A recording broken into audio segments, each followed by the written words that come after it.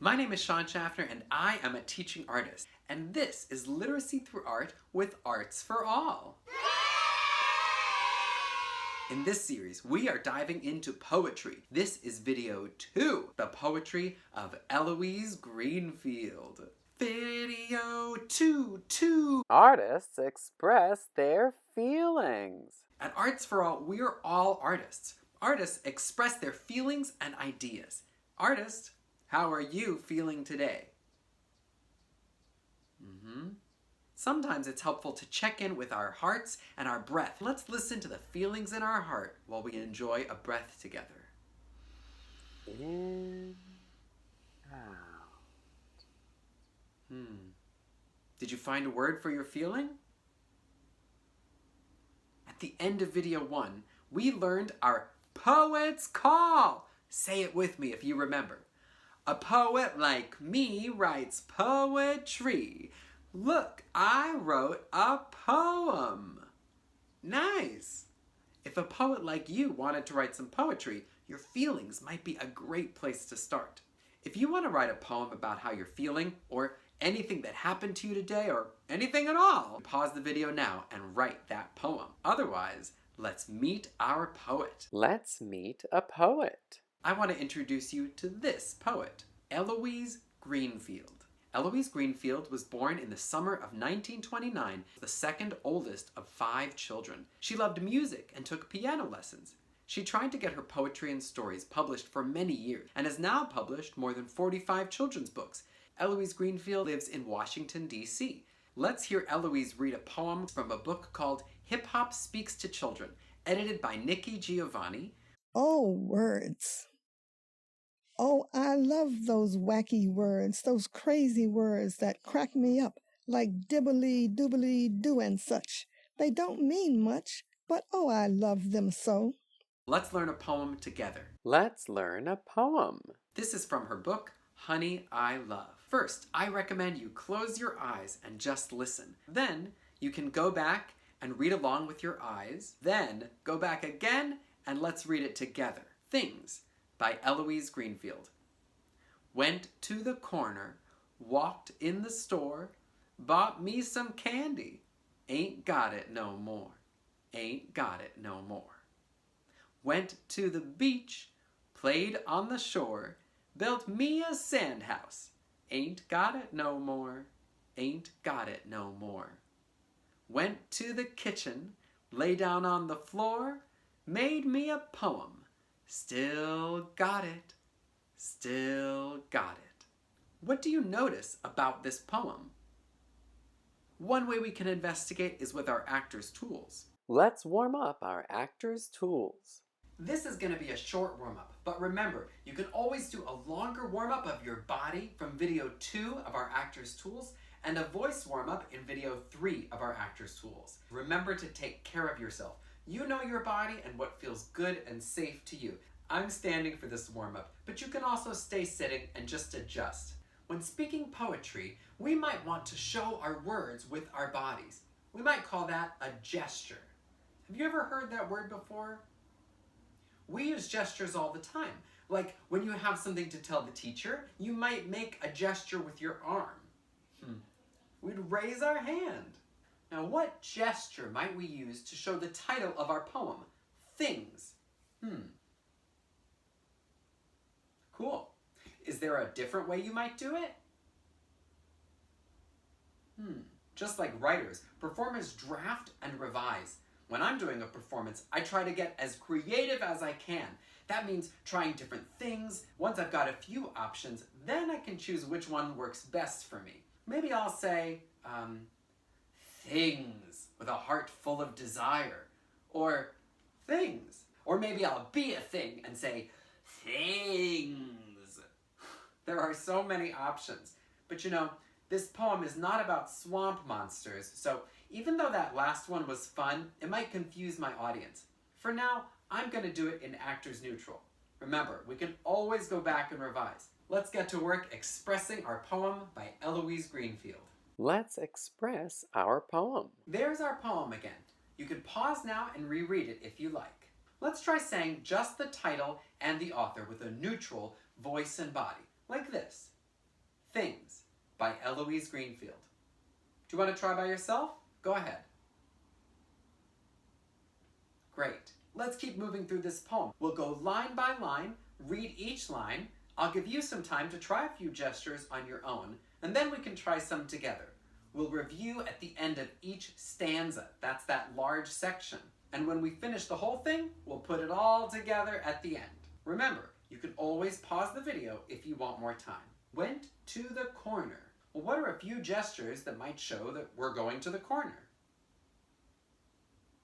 Maybe we could show walking with our arms, or with our fingers, or that we're turning a corner. Let's try one now. Went to the corner. All right, I like that for now. What's a few gestures that might show walked in the store? Maybe we could push the door, pull the door, or say hi to our friend who works behind the counter. Let's try one now. Walked in the store. That works for me. Bought me some candy. What gesture might show bought me some candy? Maybe we could hand over the money, take the candy, look excitedly at our candy, and then eat it. Let's try something now. Bought me some candy. My voice showed how excited I was. These two lines repeat. That's called a refrain. Ain't got it no more. Ain't got it no more. What are a few gestures that might show ain't got it no more? We could nod our heads like no. We could show our empty hands. Imagine if you had delicious candy, but now it's gone, how might you feel? Yeah, let's see if we can put that feeling and our gesture and these words together. Maybe something like, ain't got it no more. Ain't got it no more. Now let's try the whole stanza. Ready? From the top. Curtain up. Went to the corner, walked in the store, bought me some candy. Ain't got it no more. Ain't got it no more. Curtain down. Great! Well, pause the video if you want to keep revising. Otherwise, let's keep going to our second stanza. What are a few gestures that might show went to the beach? Well, we could walk again, show that we're driving a car to the beach, being on the subway. What might your heart feel if you were going to the beach? I love going to the beach. The beach makes me feel so free. Let's try something now. Ready? Went to the beach. Pause the video if you want to keep trying things, or let's keep going. Played on the shore. What's a gesture that might show played on the shore?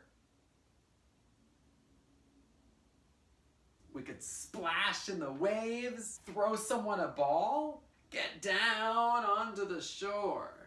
Let's try something now. Played on the shore. I like that. Built me a sand house. What's a gesture that might show built me a sand house? We could push the sand, push it towards the center, lift up a bucket. Let's try something now. Built me a sand house. I like that one. Ain't got it no more. Ain't got it no more. We already came up with some good gestures for this refrain the first time. What might make it different from before? We don't have the candy because we ate it, but why might we not have the sand house? Maybe the waves came and took it, or the wind blew it away, or someone came and kicked it over. Ooh, well, how might you feel if that happened? Maybe the first time we say it, we can show with our bodies and voice what happened to the sandcastle, and the second time we can show how we feel. I'm imagining that maybe the waves and wind blew it away, and I feel kind of ho-hum about it. Let's try together. Ain't got it no more. Ain't got it no more. Cool. Let's try the whole stanza together. Ready? Curtain up. Went to the beach, played on the shore, built me a sand house. Ain't got it no more. Ain't got it no more. Curtain down. Awesome. If you want, you can pause and keep rehearsing, or else let's go on to the third stanza. Went to the kitchen. What are a few gestures that might show went to the kitchen? We could walk, pull open the kitchen door, or push it. The words tell us that we're about to lay down on the floor and write a poem. Why might you do that? I wonder if we're feeling sleepy. So we could do a gesture like yawning or walking kind of sleepily. Or maybe our heart feels inspired with a great idea for our poem. So we can show that we've got an idea. Or rub our hands together getting ready. Let's try whatever you like now. Went to the kitchen. Good. Lay down on the floor. What are a few gestures that might show lay down on the floor? We could just lay down on the floor, on our backs, or on our belly, or on our side. We could stay sitting or standing, and maybe put our hands under our chin like when we lie down. Let's try it now. Lay down on the floor.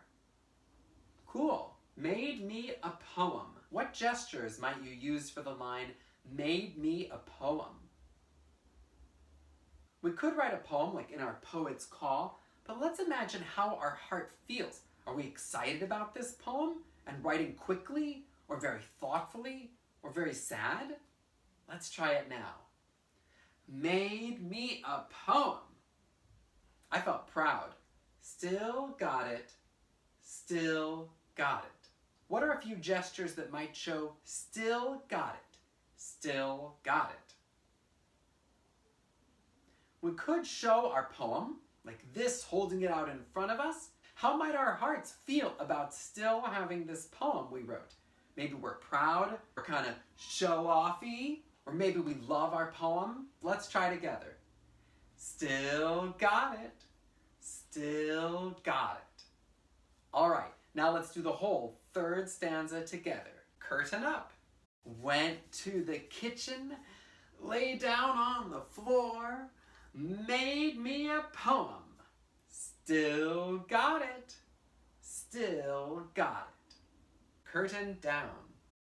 Great job. Pause the video now if you want to rehearse the third stanza again. Otherwise, let's go all the way to the beginning and do the whole thing from the title to the end. Ready? Curtain up. Things by Eloise Greenfield. Went to the corner, walked in the store, bought me some candy. Ain't got it no more. Ain't got it no more. Went to the beach, played on the shore, built me a sand house. Ain't got it no more. Ain't got it no more. Went to the kitchen, lay down on the floor, made me a poem. Still got it. Still got it. Curtain down. Great job. Try this at home. Today we learned all about poet Eloise Greenfield, heard some of her poetry, and performed a poem together. Poet's Call! A poet like me writes poetry. Look, I wrote a poem. You are a very creative poet, and you can write poetry. Maybe you could write a poem now inspired by the one we read. You can write an ode to candy or to sand houses. You could write a poem about a trip around your neighborhood, to the beach, or somewhere in your house. Maybe you could write about something that you've lost, or some treasures that you have. Time to say goodbye. Thanks so much for joining me. Let's give ourselves some snaps. Yeah. All right. Yeah, nice work, yeah. Wishing you a great day from all of us at Arts for All. See you later. Woohoo, It was really yay. fun. I really Thanks for enjoyed coming. that. Thanks.